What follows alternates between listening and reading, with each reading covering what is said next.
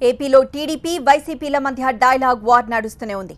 పోలవరాన్ని అడ్డుకోవడానికి వైసీపీ కాంగ్రెస్ ప్రయత్నిస్తున్నాయని ఆరోపించారు మంత్రి దేవినేని. కోట్ల రూపాయలు ఖర్చు పెట్టి కేసులు వేయిస్తున్నారని విమర్శించారు ఆయన. మరోవైపు జలవనరుల శాఖను ధనవనరుల శాఖగా మార్చేశారని మంత్రిపై ఆరోపణలు చేశారు వైసీపీ నేత జోగి రమేష్.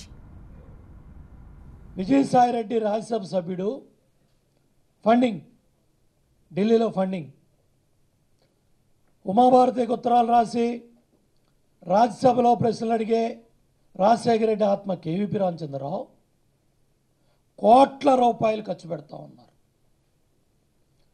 నేషనల్ గ్రీన్ ట్రిబ్యునల్లో కేసులు వేయటం, సుప్రీంకోర్టులో కేసులు వేయటం. నాకు తెలియకుండా కడతారా, నాకు తెలియకుండా కన్స్ట్రక్షన్ చేస్తారా, మీకు ఎంత ధైర్యం, మీకు ఎన్ని గుండెలు ఉండాలి అని చెప్పేసి మాట్లాడిన విషయాలన్నీ కూడా పత్రికలని కూడా ఘోషిస్తూ ఉన్నాయి.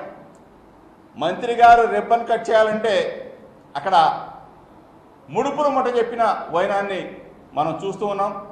ఇటువంటి మంత్రివర్యులున్న సమాజం, ఈ మంత్రి గారు ఎక్కడికి వెళ్ళినా రిబ్బన్ కట్ చేయాలంటే డబ్బులు కట్ చేయాల్సిందే, వెనక నుంచి డబ్బు సంచులు అక్కడ ఆయన సూట్ కేసులు నిండాల్సిందే అని చెప్పేసి అందరూ చెప్తా ఉన్నారు.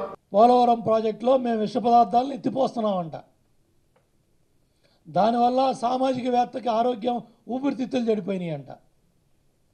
కాబట్టి పోలవరం ప్రాజెక్టు పనులు ఆపాలంట. ఇంత దుర్మార్గమైన చర్యలు కేవీపీ రామచంద్రరావు, విజయసాయిరెడ్డి, జగన్మోహన్ రెడ్డి గారు వీళ్ళు కోట్ల రూపాయలు ఖర్చు పెట్టి